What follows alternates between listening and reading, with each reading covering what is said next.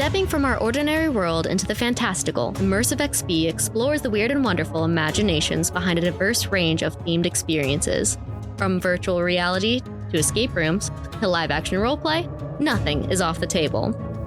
We'll take a deep dive into what makes these adventures worth attending and which ones to avoid. Join me on a journey to explore the extraordinary and meet the people who make dreams a reality. Hello and welcome to an episode of Immersive XP. Let's start off with a fun fact for the week. The idea that you only use about 10% of your brain is completely untrue. In fact, you only use 100% of it the whole time. You use over 10% of your brain while you sleep. So, unfortunately, the movie plots of Lucy and Limitless is a lot less interesting with that knowledge. This week's episode, I'm calling Feed Me a Tale. This is basically exploring any kind of food-related immersive experiences. We're going to talk about one of my favorite go-to spots in Orange County, and this is located right across the street from Knott's Berry Farm. You could walk over there if you so desire. Normally, I choose when to go. I'm feeling a little spooky. I want to have a friend come and visit me, and we get all dressed up real cute. This is also one of my go-to date spots. And I feel like this is a pretty good starting point as a baseline for what I really enjoy from immersive a dining experience, a dining and bar experience to be more accurate.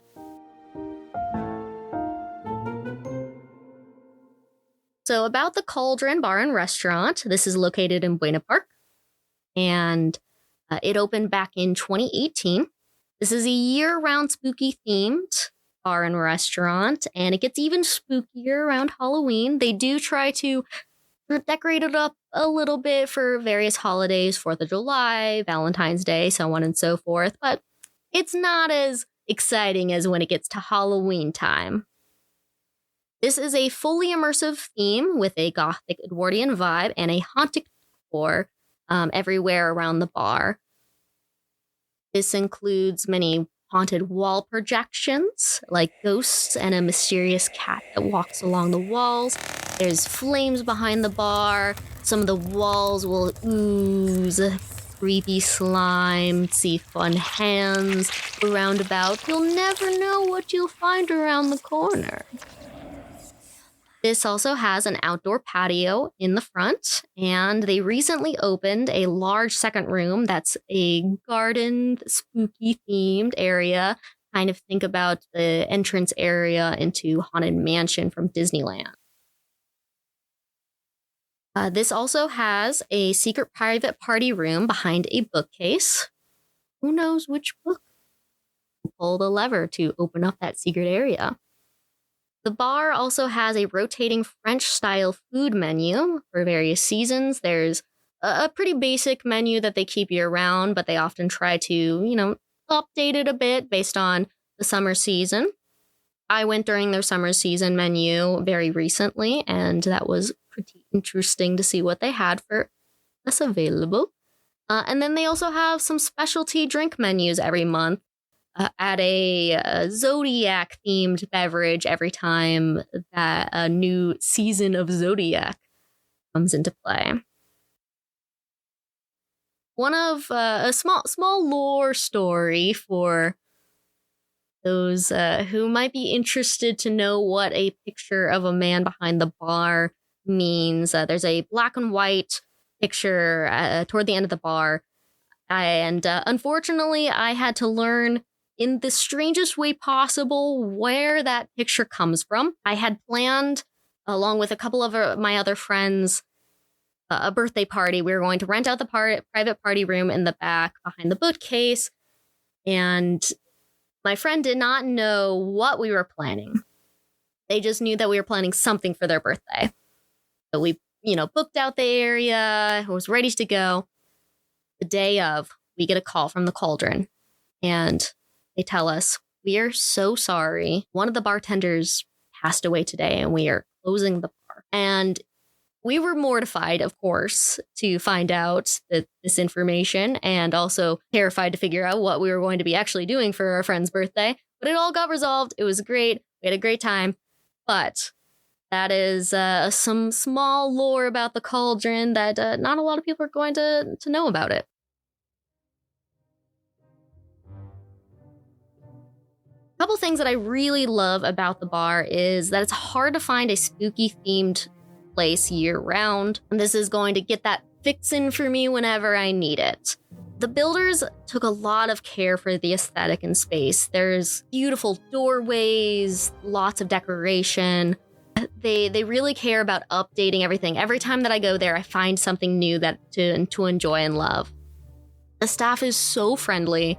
I talk to a lot of them pretty frequently whenever I go there, and they always have stories. They genuinely love their job. Every time that I talk about them, their eyes light up. They absolutely adore everyone that they talk to, and it seems like they really have good working relationships with each other. They also have a lot of variety of food options for those with dietary restrictions. There are some vegan and vegetarian options, along with mocktails if you are not a drinker. And the mocktails are very reasonably priced. I know that a lot of other bars will try to charge you for almost the same price as a regular cocktail, which is unfortunate. They have a clean and themed restroom. And I feel like there's not enough restroom, unfortunately, compared to how many people can fit in the restaurant, but that's just a personal idea. In addition to that, they have really good parking. Things that I don't like. Since it is French style food, a lot of the portions are really small compared to the price. So it can be, pretty expensive. I would not recommend getting the charcuterie board. It is pretty pricey for how much you're going to get in return. Really, you can just do that from home. The main bar and restaurant is a little bit claustrophobic, but that's just a personal choice. I don't know about everyone else, but they have over the years made sure to try to spread things out as soon as they have built up bigger spaces. For accessibility, it's a single floor building. You don't have to worry about stairs. You don't have to worry about getting around pretty crazy areas. Since it is a little bit crowded near the bar area, if you have trouble moving or have trouble in small spaces, I recommend sitting in the garden area or the patio outside. The bar can be a lot for those with hypersensitivity to visuals and sound. I recommend sitting on the patio and take a look around inside if you have the energy. But if not, you're still going to have a good time being outside. There's the menu is still going to be an enjoyable time, and it's still got some spooky aesthetic outside. As for the audience, it's very queer friendly. The bar is open to all ages before 10 p.m. and it's 21 plus after 10 p.m. Personal judgment, I think probably that it's best for age group to be 13 plus to really enjoy the vibe, but I've seen families of all ages attend. This is a pretty low-key and casual restaurant and bar, so it's a great place to bring people visiting, a spooky night out, or a date night if you want to fancy it up a little bit.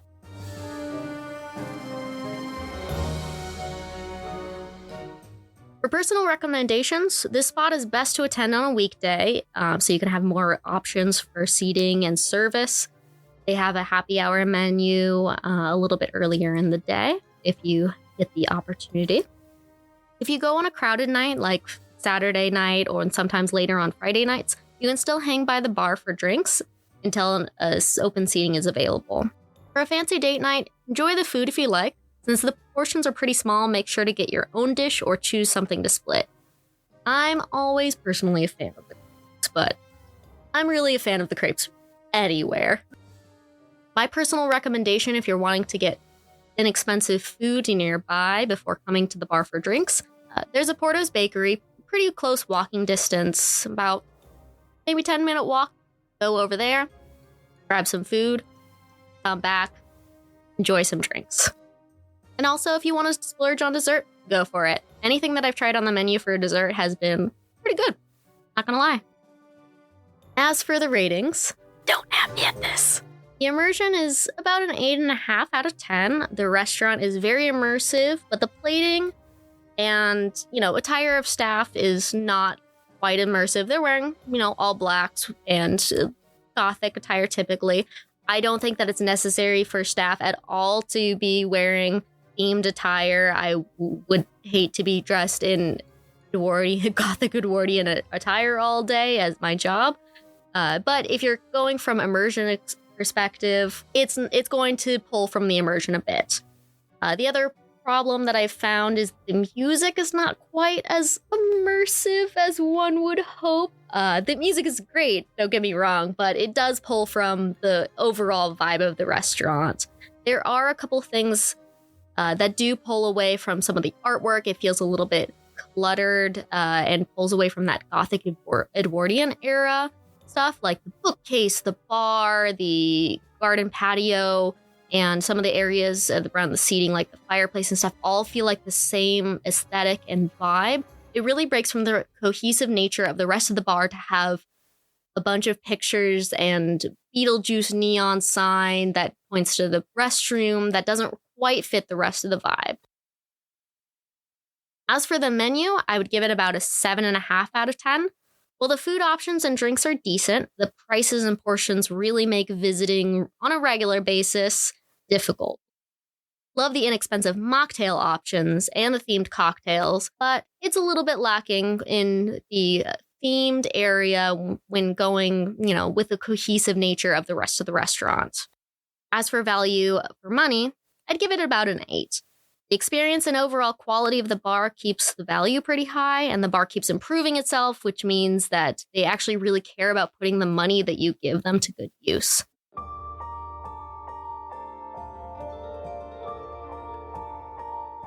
My overall rating, and because I'm fairly biased, I'll give it an 8.5 out of 10 overall rating. It's cute, has a great atmosphere, and the staff is really good. And I can't lie, I love a good spooky vibe. I can't attend as often as I would like to, considering that I just love the place, but the price keeps me a little bit away, unfortunately. It does make it more special every time that I go, especially with a friend that hasn't been before. If you get the chance, please check out the Cauldron in Buena Park. If you ever see me there, I'll be dressed in gothic attire 100% of the time. Until next time. May the shadows never meet the end.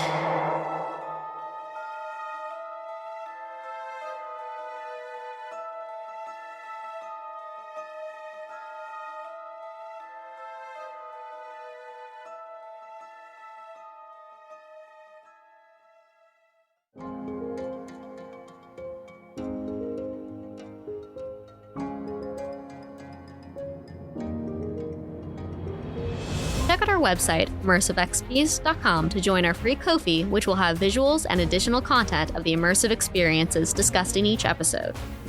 If you are an immersive experience artist or creator, no matter how small, consider contacting us so you can take part on a future podcast. This podcast is recorded and produced by SoCal Podcast Studio in Orange County. Thanks for listening.